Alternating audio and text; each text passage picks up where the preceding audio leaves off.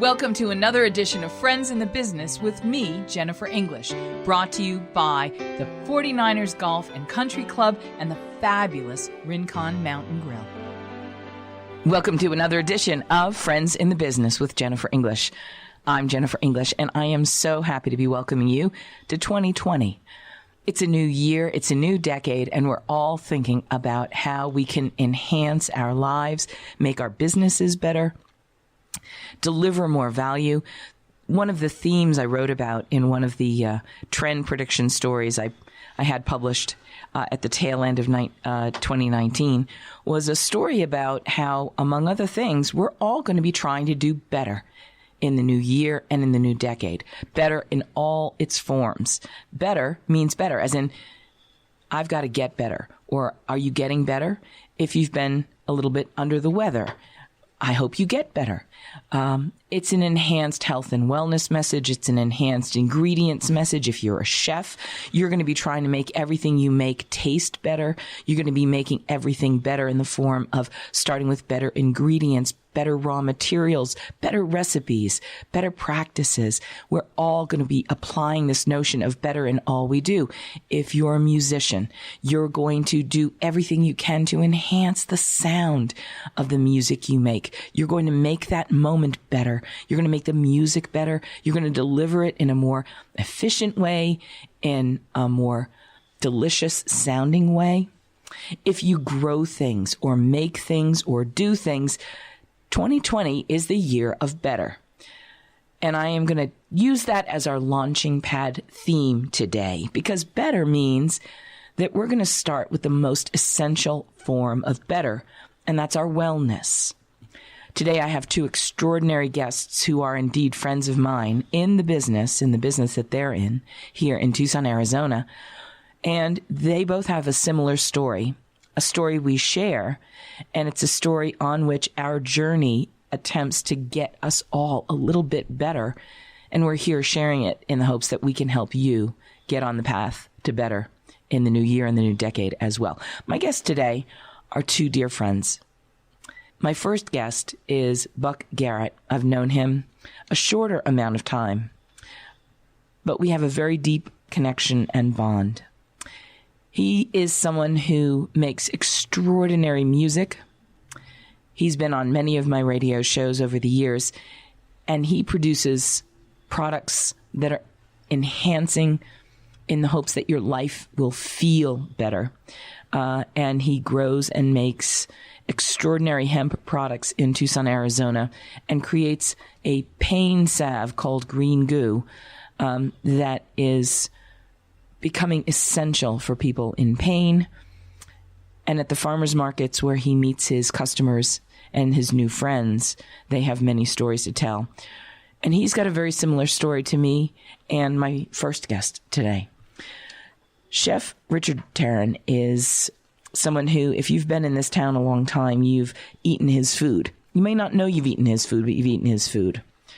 And chances are pretty good that if you've eaten his food, you've loved his food and his hospitality. We're going to have him tell you where he's worked and what he's done over the years. But the common thread in the theme of today's show of better, getting better, healing and wellness finds its origins in this idea that food is our first medicine. But it's also possible that in some cases, if you're not careful, your food can in fact get you sick first.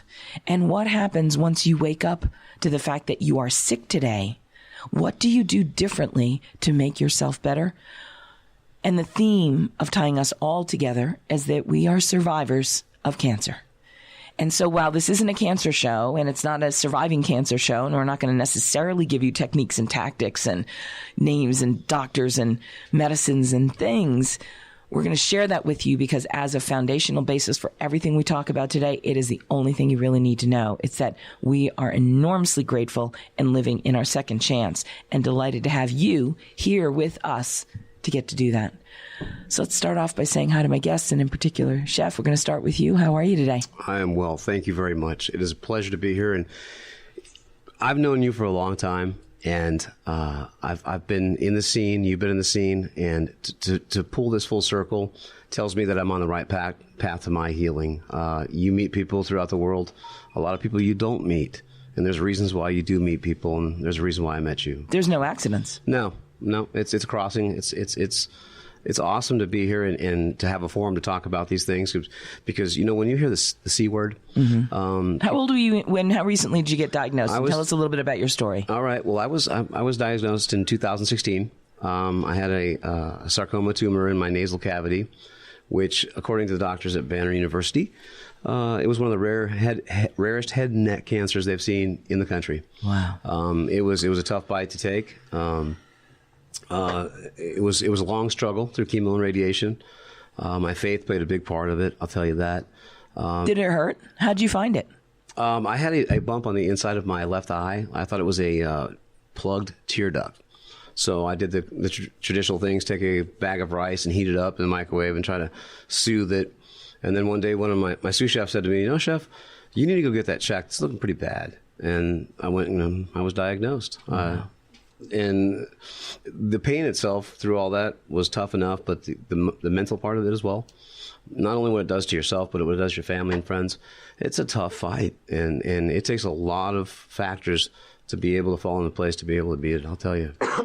One of the things about head and neck cancers that people forget about, if you don't like going to the dentist because it's really invasive and it's really intimate and personal, imagine this. Talk a little bit about what kind of violation that must have felt like for you. Well, I think the fear alone itself was a major violation because I looked at my life as a snow globe. It's a beautiful picture until you shake it up and everything's going, and eventually it just settles back down. And so that's how I took a perspective on it. It was debilitating. It was painful. It was very intrusive. They put me in a mask with my face pinned down upwards. I couldn't see anything. All I could hear was clicks and see a laser. That was 7 days a week for about 20 minutes. Wow. And that went on for 7 weeks. The chemo itself was debilitating in all itself. The chemo itself could have killed me. However, I had good doctors and truthfully, the grace of God to save me. This is going to sound like a funny question or maybe even a crazy question, but what good things came out of this diagnosis for you? And was there anything that was so positive you couldn't have imagined that anything positive could come out of it? That's a great question. That's an emotional, deep question that people ask. And I do apologize if you see a little twinge in my voice, but I'll tell you this. It made me realize how important my family is. It made me how important it is for my friends, people like you and people I know. It's important for people to know that it changed me. It changed me completely. It made me understand how valuable life truly is. My wife said the other day, I think you're going through a midlife crisis. I won't be here to be 101, I doubt it. But at 51, it's a blessing to be here. It just completely made me appreciate every little thing, the flowers, the trees, the conversations, food, just everything that's sustaining life for us. I'm appreciative of it. I truly am. Did your treatment and your cancer impact or change your ability to taste and enjoy food? How did it shift or change your sensory perceptions of the work you do as a professional chef? Well, during that period of chemo, everything tastes like a spoon. It tastes like metal. It's very metallic. That's true.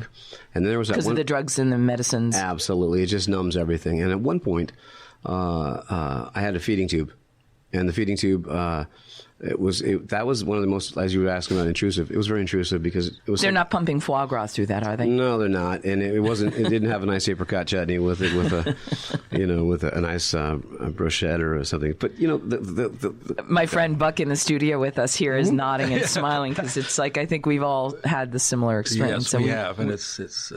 I'm relating to it as he speaks. It's a similar process. Exactly the same, actually. It's good to be around somebody who understands. And I think with what I've learned so far through this journey is that I need to tell people about not only my circle of my faith, but with my family and my friends, the doctors, everybody that saved my life.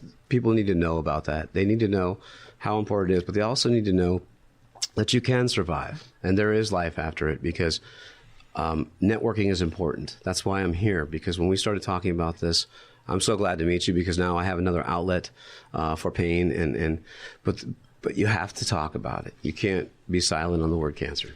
I'm going to open this up to invite Buck into the conversation. Absolutely. My friend Buck Garrett's a longtime businessman and a musician and entrepreneur and a cancer survivor as well. And I'm going to ask this question of both of you. How is cancer an analogy for anything in life, but especially business? Because if we're business people, oftentimes we'll think of our professional lives in those life and death extremes. And we put everything we have into it. And we want to do as well as we can possibly do. And we don't want to limit our dreams, and we want to achieve and live up to our potential. And when something comes in to cause us existential crisis in any part of our life, I think we learn challenging survival skills for every part of our life. Will you each talk about that? Well, in my case, I was an entrepreneur for nearly 20 years. I ran my own business. It exceeded $2 million in sales, and I was the only employee. So I myself was dealing with about $250,000 in cash a month. Well, not cash, but receipts a month and all that. In my case, when the financial crisis of 2008 happened, that took my business down. That's another kind of cancer. You don't have anything to do with it. You're just doing your own business. It just hits you. It just hits you. Comes out of the blue. Well, I don't know if you're paying attention to the financial situation at the time. I don't know, but it hits you and it takes you down.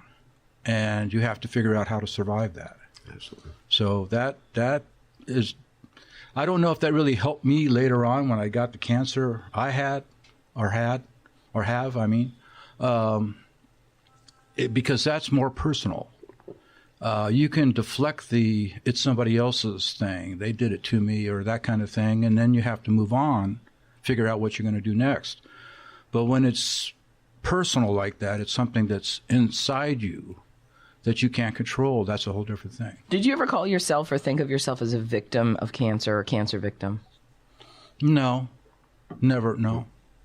It hits you like a brick and it overwhelms you.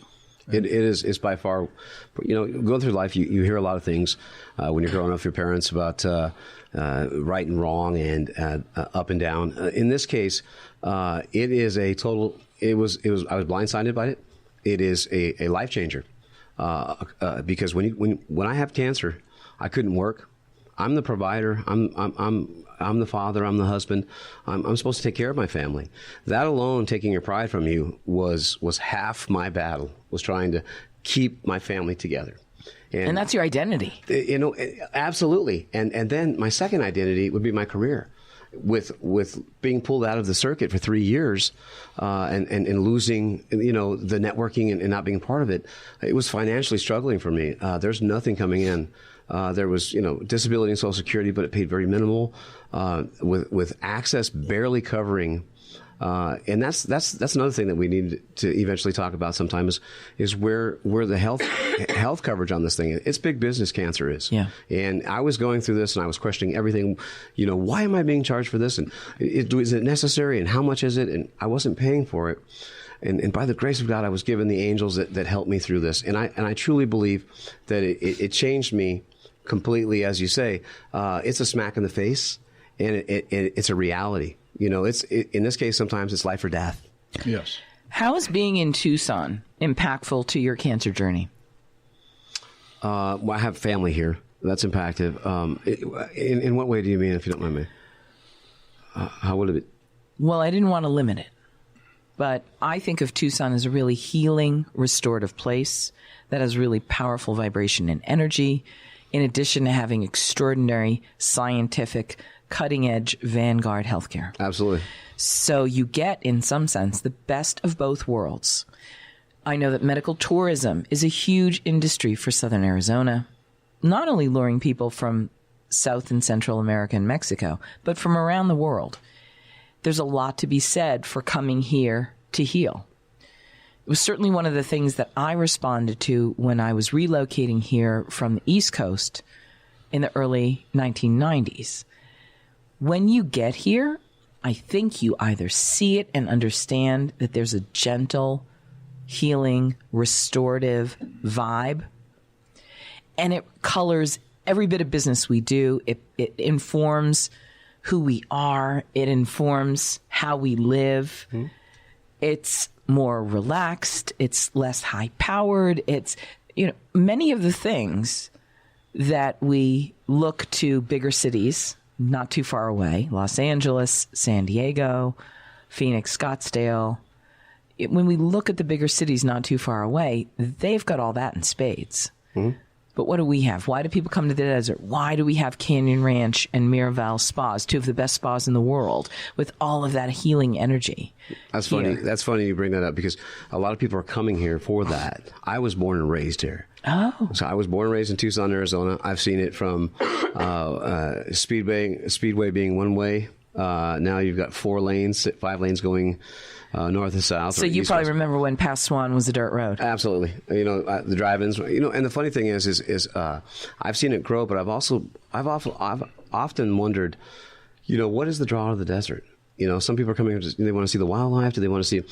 People come here for their healing purposes. For arthritis, they come back here from the cold, and they're told to come out here into the desert. It has grown, it has changed, but I think it's changed for the better, because you have so many cultures that are here.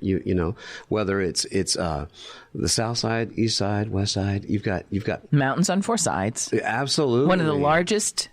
The second largest underground aquifer in the western United States is under Tubac, Arizona, which is sort of the heart of the Sonoran region. Mm-hmm. There's a lot of good reasons. People talk about Sedona and Flagstaff. I love that Buck's smiling and nodding.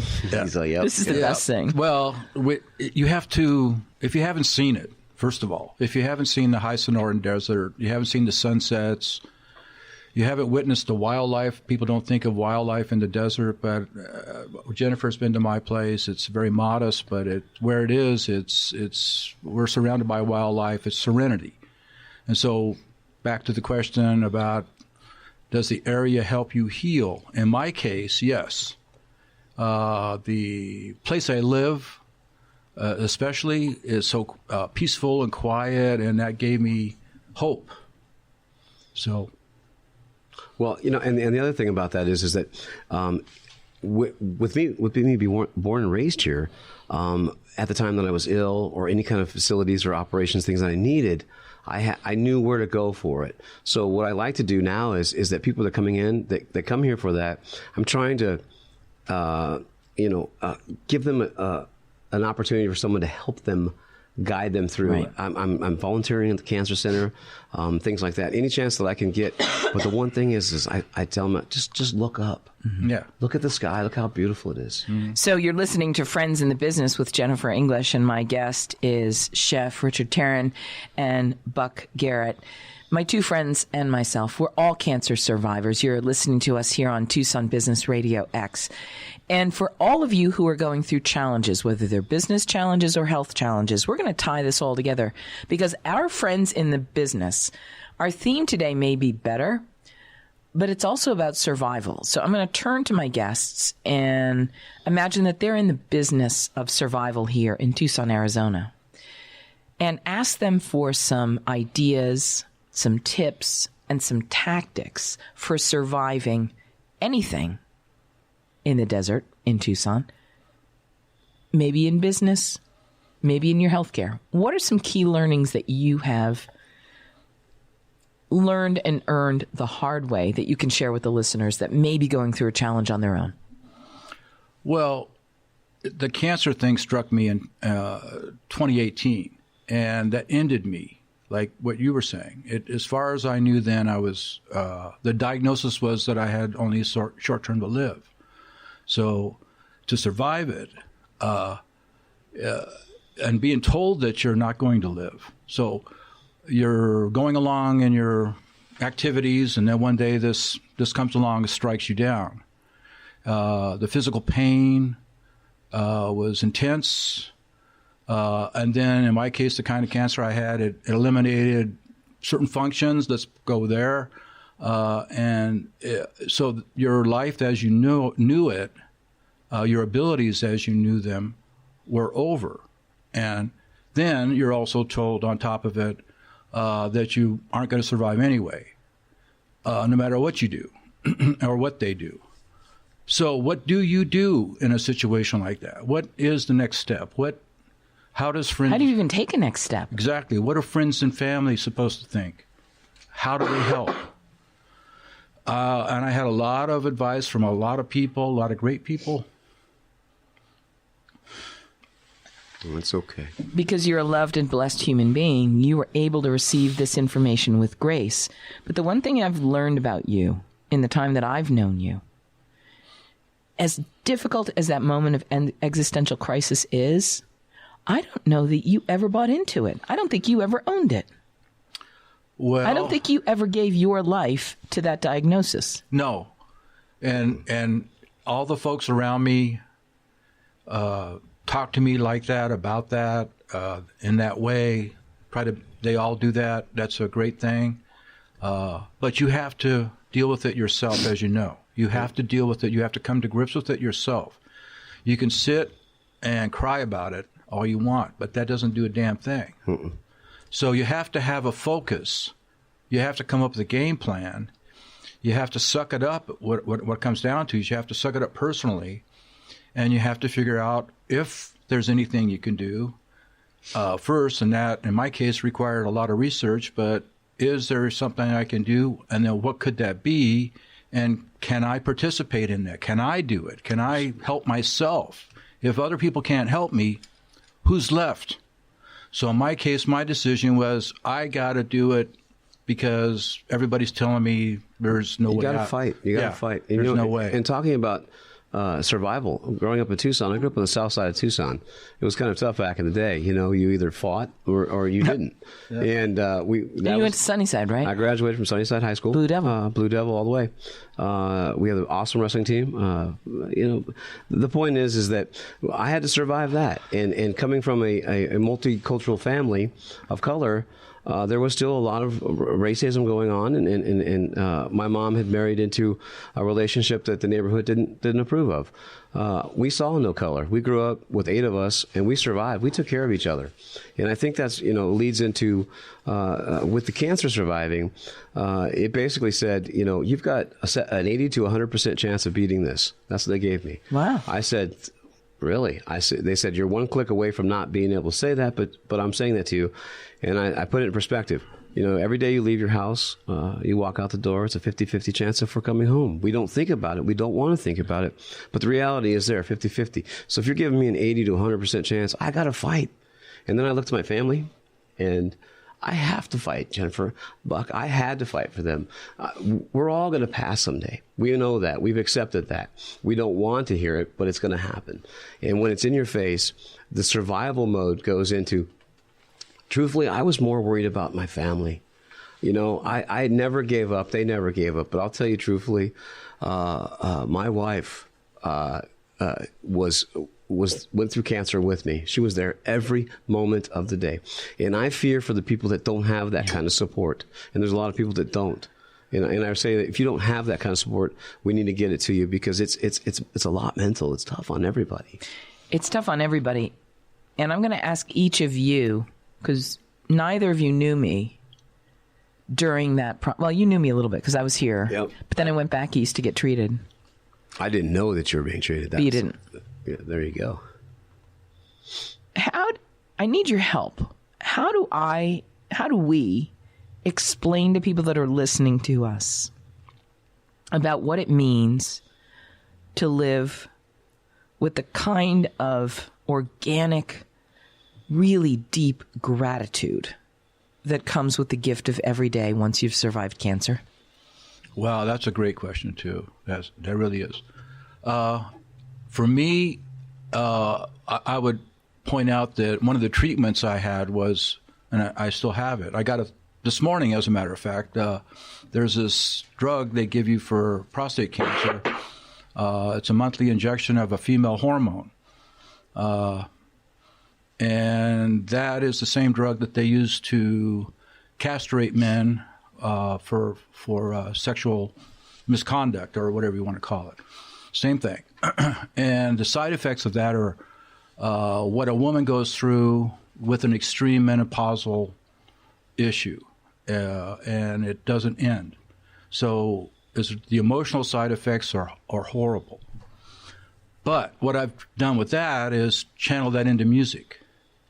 And so when I play music now, it's a whole different world. And I've used that to... It's some of the most powerful music I've ever heard in my entire life. It's enchanting. It's haunting. It's soulful. And it's indescribable because it just doesn't sound like anyone or anything else. And it's a weird thing, too, in a way, because I play harmonica, but it's you'd have to hear it, I guess. But it's... otherworldly. Yeah, it's emotional. Let's put it that way. It's healing, too, though. It's how I cry. Exactly. And you know what? It's okay to cry. It truly is. And I learned that. I learned that early on from my parents, that don't ever be afraid of cry. Sometimes in this world, you take a beating for crying, but crying is true emotion. And in cancer, there's a lot of crying, and there's a lot of rejoicing in all different ways, even through hard times. But the question you asked was, what to the core of what it does to you. Mentally, it tore me down. It made me think that I was unworthy of anything. And here I am. I've been putting in a lot of years to become the chef that I wanted to be and that everybody wanted me to be. And I was trying to please, I took care of a lot of families over the years. And in some cases, I might have neglected mine. And then We've heard how cancer changed Buck Garrett's music. On the other side of this break, we're going to come back and we're going to ask the chef how cancer has changed and impacted his food, his cuisine, and his philosophy of flavor, hospitality, and conviviality, if it has. It's kind of hard to imagine that it hasn't. You're listening to Friends in the Business with Jennifer English. We'll be right back on Business Talk Radio X, Tucson Business Radio X.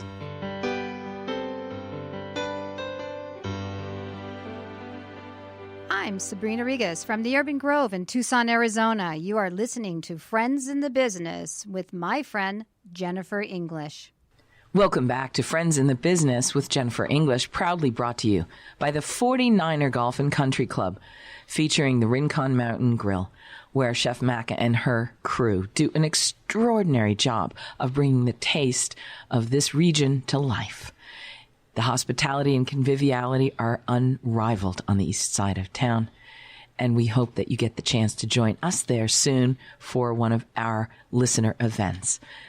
In the studio with me today is Buck Garrett, my dear friend and musician, who also is a cancer survivor.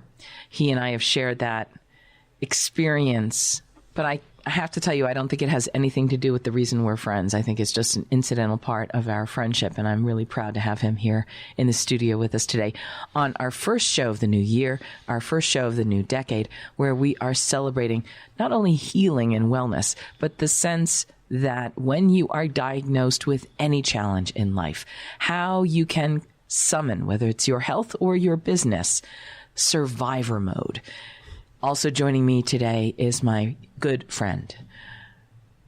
Chef Richard Tarin is someone who's been in town a long, long time. For 30 years, he's been in some of the most extraordinary hospitality organizations and operations in the city. If you have lived here for any amount of time, I know you've eaten his food, and I know you've enjoyed his food, even if you didn't know that he was the one that was making it. I welcome him back. Well, thank you. Thank you. Thank you. So we were in the break teasing. We've learned how, as a musician, a cancer diagnosis, the process and journey of healing and surviving has changed Buck Garrett as a musician and actually changed his music. How has your experience of challenge changed who you are as a chef and as someone who welcomes guests with hospitality to cultivate conviviality? How has it changed? I love that. I love that. It's changed quite a bit. The basics have never changed. Hospitality, there are certain criteria that you do and that you manage and stay consistent with the program. Cooking in the same sense, there's a lot of different types of cuisines in this town. Back when I started, we had a lot more fine dining, tableside. We had the Palomino restaurant, we had the tack room. We had Charles. We had all those kind of old school type restaurants. VMO Club? Yep. We've gone away from all that now, and a lot of it for the fire code. You're not allowed to do open flame in restaurants, but They do at Silver Saddle. yeah, I bet they do. They've doing everything. They've been there forever. They were 35 years with the best mesquite pit I know. absolutely.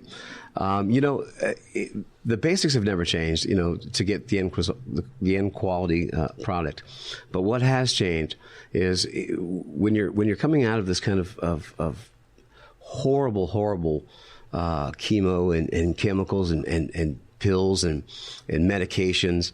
I have a tub at home that I could show you. It would scare you how many pills I had to take just to keep me alive.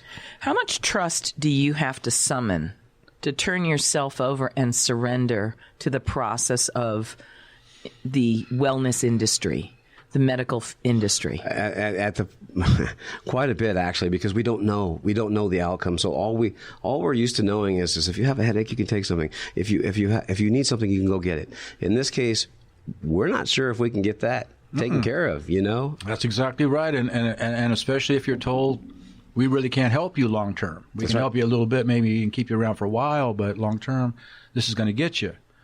So then, when you process that, how do you take that home to your family? Mm-hmm. I've got kids. I've got to provide for them. Those are my babies.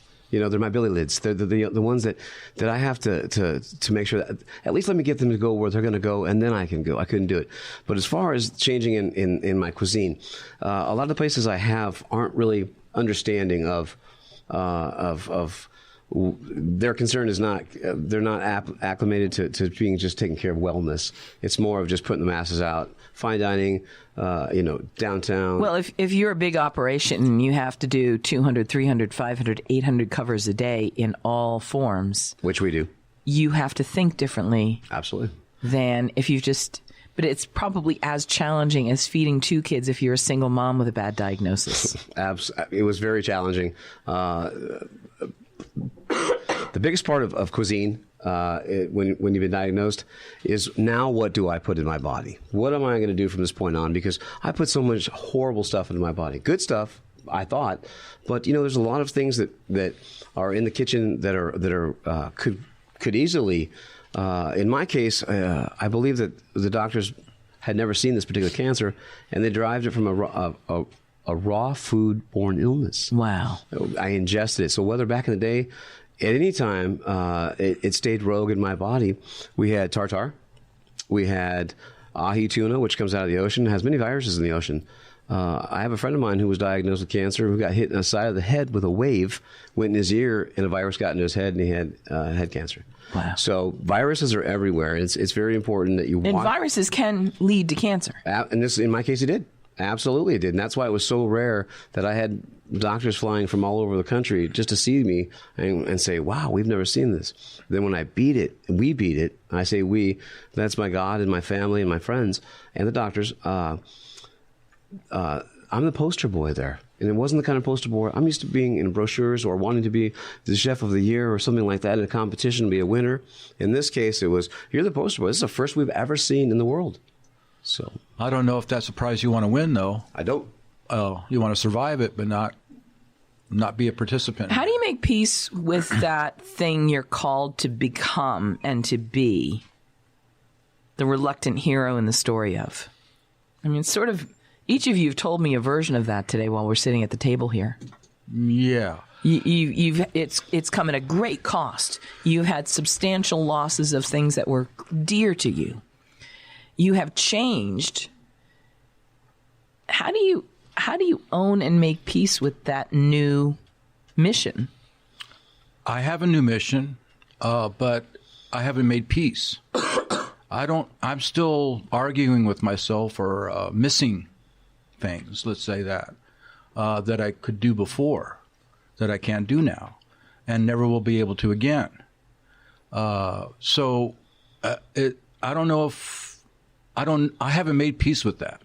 I haven't accepted that. Maybe it's just me being stubborn. Maybe that's one of the reasons I'm fighting the way I'm fighting. I don't know. Or my body's fighting the way it's fighting. I don't know that. It could be attitude. I'm just a stubborn, person. I was going to use, I can't maybe use that term, but and I'm not ready to go yet. So that's maybe one way to look at it. But I have not made peace with what I can't do.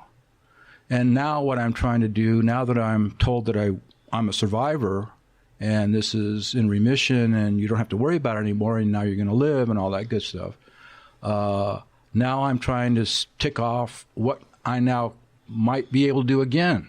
And so that's where I'm trying to go now. So one of the things that I hear is be grateful for what you are, be grateful for what you have, not for what you don't have.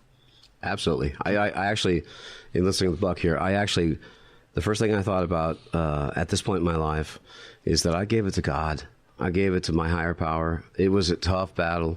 And I have a whole testimonial that I'm writing down into music as well. I'm a singer, but writing it down so that I've told my story in men's groups. I go to a Christian men's group.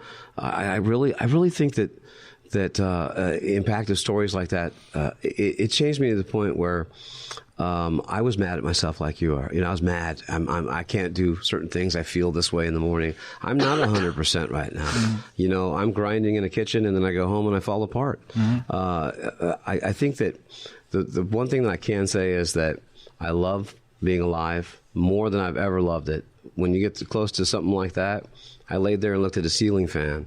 And I wrote a song called God's Got My Back.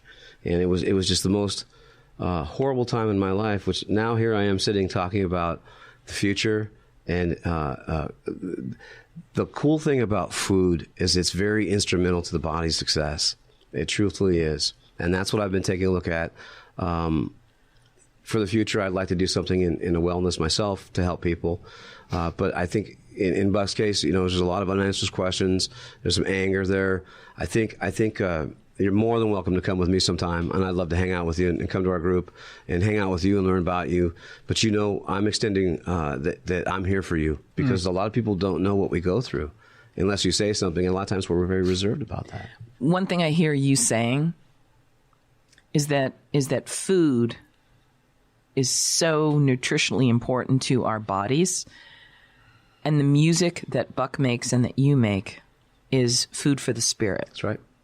And so in that is something very similar to how you do what you do and what you do. One of the things that strikes me about both of you is this idea that if you've come this far in your survival and there's anything that doesn't feel comfortable, if there's something that's still a struggle, is it possible that we are called to do and be even more than we can dream? And that when we are doing that next level thing that comes by virtue of surviving what we've done, it won't be nearly as challenging as trying to fit the old parts that we still have hung on to, even though we've let go of a lot of those old parts. Mm-hmm.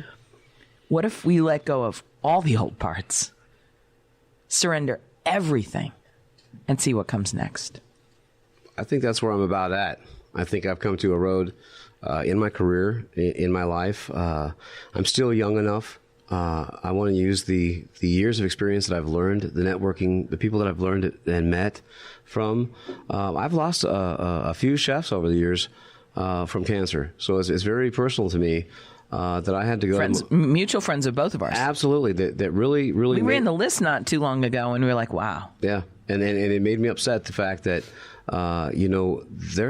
it's out there. And my old life is gone. I gave it up. I had to. But there are things that I want to accomplish while I'm still here.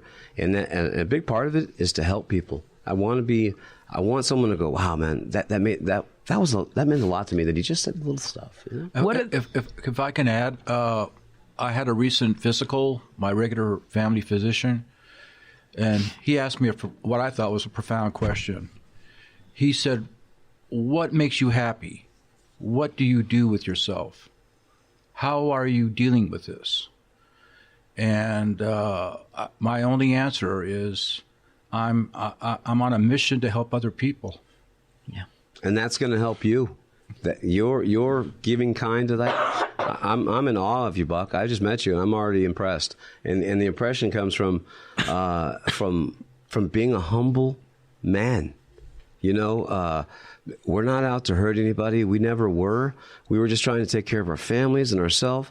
I played hard back in the day. I was in a rock band. I did my thing. Mm-hmm. But now I want to be a rock star in a different way. And that's about in life. Just I want to live. I want to still be a rock star the other way too. But you are a rock star. That's the thing. That's what I'm hearing. What we're going to do is make sure that we have a link to Buck's music on this, just below the listen page that you're on right now to be listening to Tucson Business Radio X. This is Friends in the Business with Jennifer English, brought to you by our good friends at the 49er Golf and Country Club and the spectacular Rincon Mountain Grill. I want to use the analogy of food because James Beard, the father of American gastronomy, said that food unites us. I believe that to be true.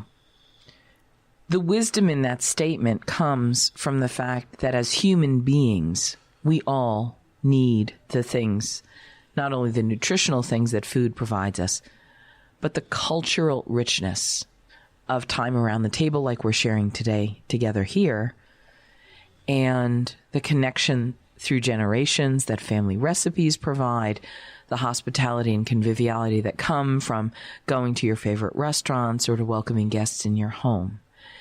Understanding that food and the experience of entertaining and dining and eating and sharing gives us so incredibly much of the richness in our lives. I'm going to turn to each of you for a bit of advice about how in Tucson, Arizona in particular, how on Tucson Business Radio X, people that are either living here or visiting here that want to know more about what kind of place Tucson is, recently named one of the fastest growing real estate and communities in the country for 2020. It just came out in the last day. How can somebody, Buck, get the most out of Tucson from this new enlightened vantage point of survival that you're in? I think if you came here for the first time, you would begin to see a relatively new city, although Tucson's been around a long time. I've traveled here way back.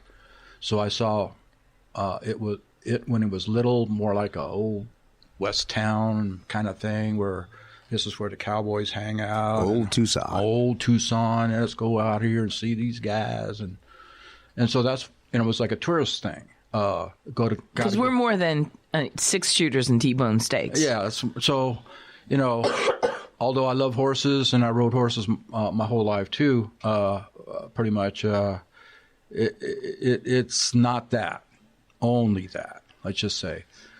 The environment here is a peaceful, quiet, beautiful landscape. It has its own kind of critters all over, that some are dangerous and some are interesting, I would say, like what's a javelina, if you don't know what those are. Yeah, we may not have hurricanes, earthquakes, and tornadoes, but we've got rattlesnakes and scorpions and other things. And you better be paying attention. That's right.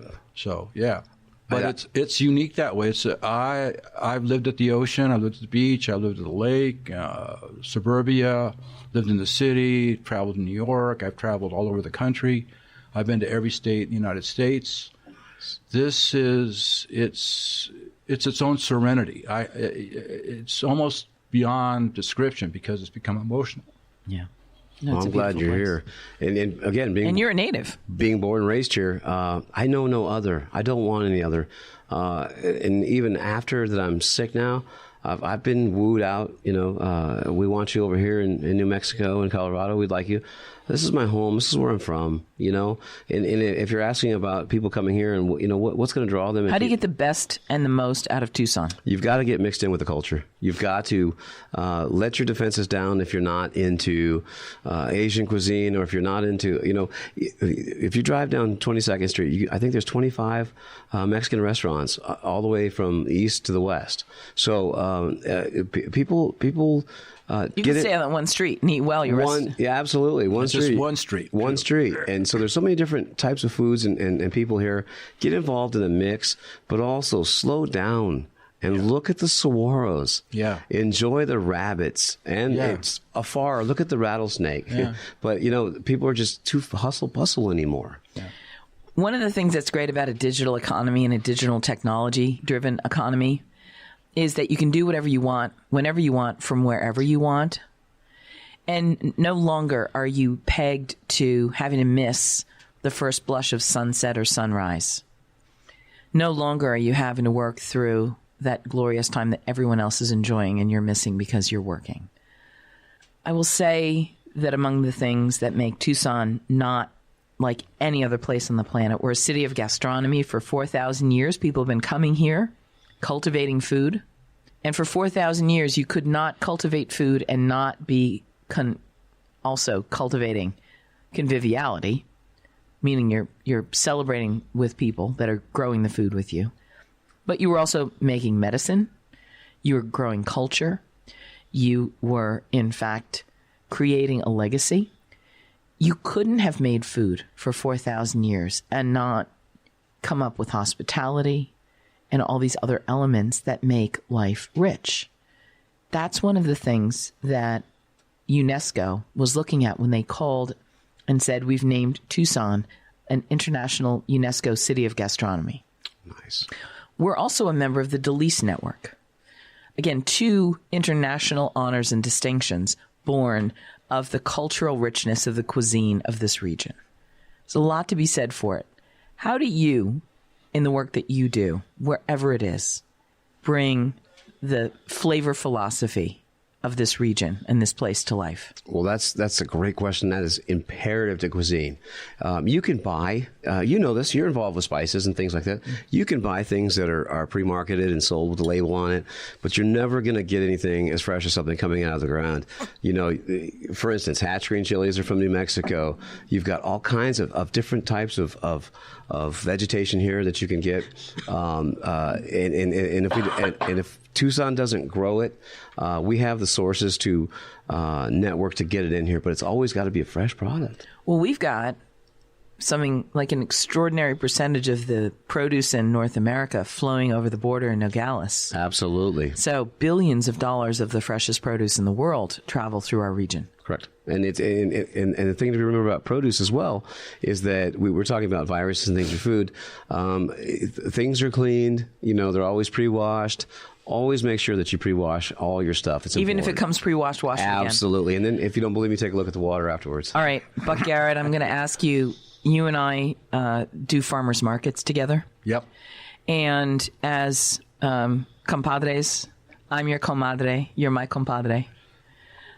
In the world of this region, we have a mission to eradicate pain. Yes.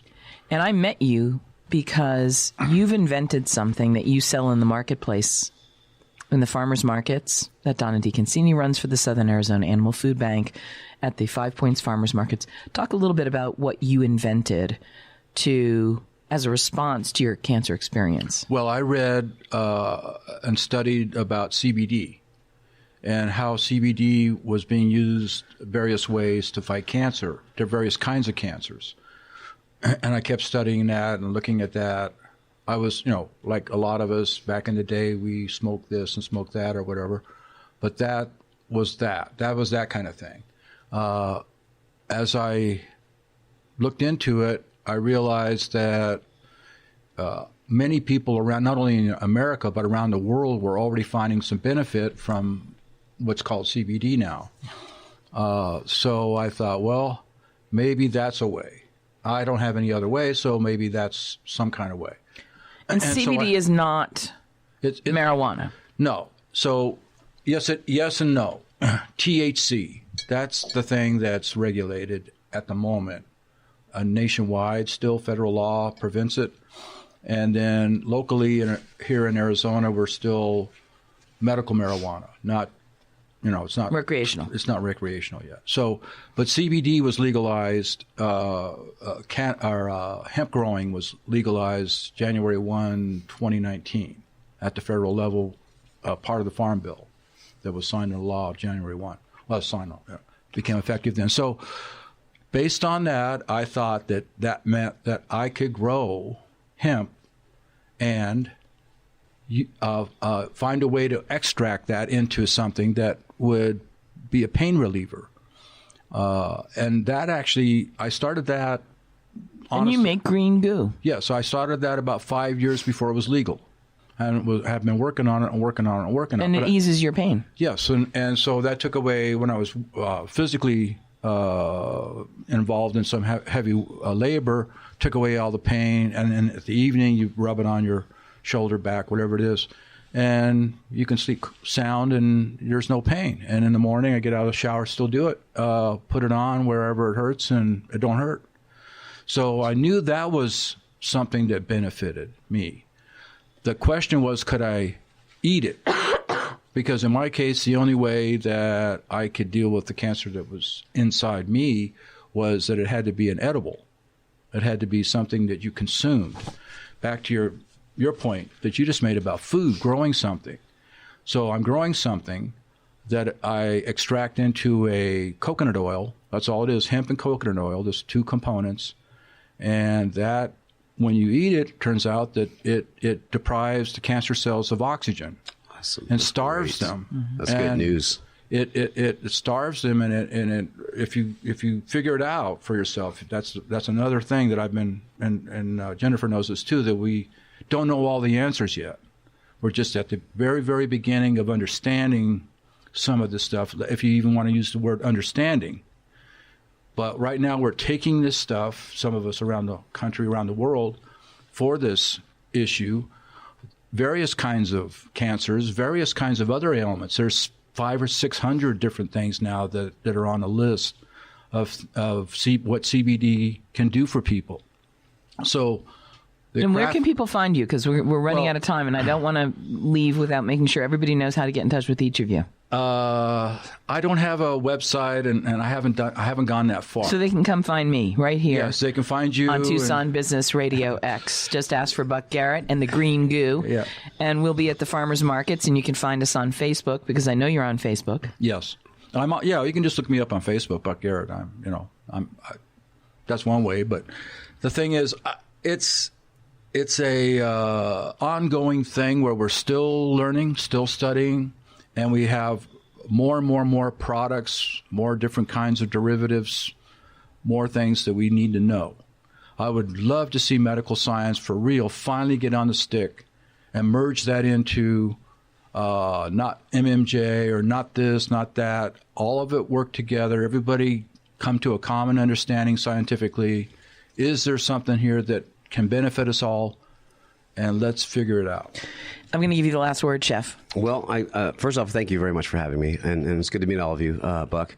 I'm up at Lowe's Ventana, the Lodge Country Club, and I have an email, but I think that getting a hold of you would be easier until I get something set up, but I'd love to chat with anybody who has any questions. This is Friends in the Business with Jennifer English, thanking my guests, Chef Richard Tarin, Buck Garrett. Check the link to Buck's music listed on this webpage right below. And we look forward to sharing more time again next visit around our table here in the studios of Tucson Business Radio X, brought to you by our good friends at the 49er Golf and Country Club and the Rincon Mountain Grill. Thanks to the 49ers and the Rincon Grill, we trust you enjoyed Friends in the Business with Jennifer English.